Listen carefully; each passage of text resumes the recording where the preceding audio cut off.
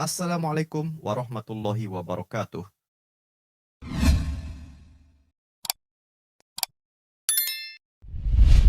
Empat hal mendatangkan rizki kemari. Dan empat hal, bukan Allah kasih kemudahan berarti kita berjalan mencari rizki Allah kasih. Tidak. Bukan dikasih kemudahan. Tapi di mana saja kita ada, posisi kita di mana saja, Allah datangkan rizki kepada kita. Yang pertama, qiyamul lail, salat malam.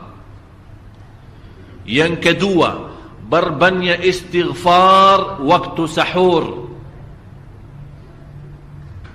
Kalau anda tidak salat malam, jangan tinggalkan istighfar waktu sahur. Waktu sahur kapan? Kira-kira 30 menit sebelum azan.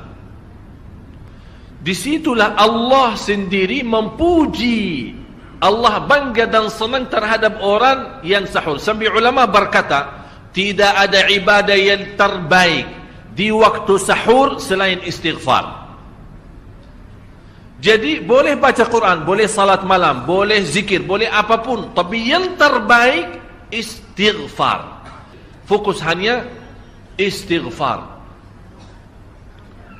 Astaghfirullah wa atubu ilaih, termasuk istighfar Allahumma anta rabbi la ilaha illa ant, yang Bapak Ibu tahu sayyidul istighfar, yang terutama, yang paling luar biasa.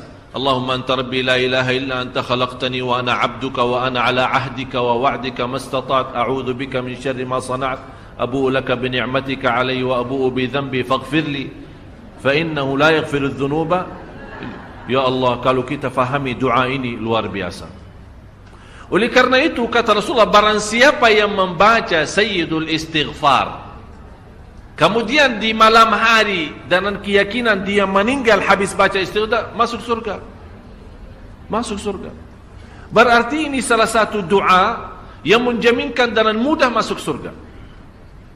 Jadi empat hal yang mendatangkan rizki, bukan kita mencarinya, dia yang datang kemari. Apalagi saat mencari lebih mudah. Qiyamul lail, salat malam. Tapi dalam bahasa, mohon maaf Bapak Ibu, dalam bahasa Arab disebut qiyamul lail, bukan salat. Tapi kalau diterjemahkan dalam bahasa kita salat. Tapi kenapa di situ qiyamul lail? Diberikan qiyamul lail, qiyam artinya berdiri. Berarti lama. Saking lama berdiri dikaitkan jadi qiyamul lail. Qumil laila ya ayyuhal muzammil. Apa terus? Qumil lail, berdirilah saat malam. Berdirilah, bukan salatlah malam, tidak. Berdirilah malam hari. Itu dahsyatnya di situ berdiri. Qiyamul lail. Yang kedua, berbanyak istighfar. Yang ketiga, berbanyak sedekah. Sebenarnya bukan istilah berbanyak sedekah. Kadang-kadang orang bersedekah 100 juta, udah saya sudah bersedekah 100 juta. Bukan itu. Bukan yang dimaksud berbanyak sedekah itu dari sisi uang itu banyak atau sedikit, bukan. Yang dimaksud rahasia sedekah, ta'ahudus sedekah, istiqamah bersedekah. Istiqamah itu tidak menjadi masalah besar maupun kecil. Itu tidak menjadi masalah, karena bagi Allah tidak ada artinya besar maupun kecil. Kita tidak memberikan kepada Allah, karena Allah maha kaya. Tapi rahasia sedekah itu kita terus menerus sedekah, siang pagi malam, siang pagi malam, pagi besok terus, minggu depan, tidak pernah berhenti. Setiap ada kesempatan selalu kita membawa sedekah. Itu namanya ta'ahudus sedekah. Ta'ahud kalau dalam bahasa sebuah janjian, seolah-olah kita ada kontrak kerjasama antara diri dengan apa? Dengan sedekah. Itu kata ta'ahud, ahad, berjanjian. Saya berjanji, seolah-olah ada berjanjian antara kita dalam sedekah. Jadi tidak boleh terlepas dari berjanjian, seolah-olah kita menghormati berjanjian. Bagaimana menghormati? Kita terus kerjasama. Kita beri, Allah ganti berkah sedekah. Kita beri lagi, Allah ganti masih terus. Kita beri, masih Allah terus ganti. Itulah dahsyatnya sedekah. Jadi Bapak Ibu, jangan nunggu hari tertentu, bulan tertentu, malam tertentu kita bersedekah. Jangan. Setiap kita merasa ada berita baik, ada berita maupun ada berita buruk yang menyakiti perasaan kita, di rumah tangga kita, anak kita, suami kita, istri kita, apapun, langsung segera sedekah. Disitulah rahasianya. Ikatkan seolah-olah kita sudah membuat perjanjian antara diri dan sedekah. Dalam segala hal, hal senang maupun hal tidak, hal bahagia maupun hal sedih, hal bangga maupun hal lagi menghadapi kesusahan, kesulitan, selalu sehat dan sakit.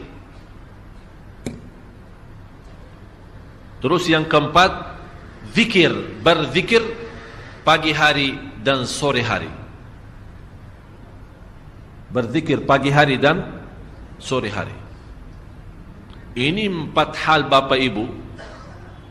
Berdiri malam hari, itu yang namanya tahajud, banjanya atau lamanya berdiri. Berbanyak istighfar waktu sahur. Yang ketiga, berbanyak sedekah. Sudah Bapak Ibu mengerti. Jadi istilah berbanyak sedekah bukan artinya harus banyak dari jumlah hitungannya, tidak. Yang keempat adalah berzikir di pagi hari maupun petang hari. Amman huwa qanitun ana al-laili sajidan wa qa'ima. Sajidan wa qa'ima.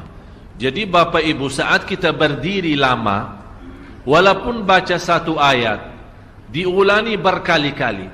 Walaupun baca surah pendek, tapi diulangi berkali-kali, tidak menjadi masalah. Bapak Ibu hanya hafal qulhu. Qulhu dibaca 3 kali, pahalanya seperti baca Al-Quran 30 juz. Ada seorang salih mengajak kawannya, sudah mendekati subuh, ayo bangun salat malam dan baca sepertiga Al-Quran. Langsung orang itu menjawab, bagaimana saya baca, sebentar lagi mau azan. Bacalah Qul huwallahu ahad. Salat malam dan Qul huwallahu ahad. Jadi Bapak Ibu, yang saya harap, Jangan susah fikir, ya Allah saya mau baca apaan. Tak usah susah fikir. Baca dan nikmati, yang penting nikmati bacaan. Walaupun qul huwallahu ahad setiap hari. Kalau kita pusing baca, Allah tidak akan pusing mendengar. Malah Allah paling senang mendengar bisikan bacaan dan bisikan doa kita malam hari. Allah paling senang mendengar bisikan doa munajat kita malam hari. Itu luar biasa. Wassalamualaikum warahmatullahi wabarakatuh.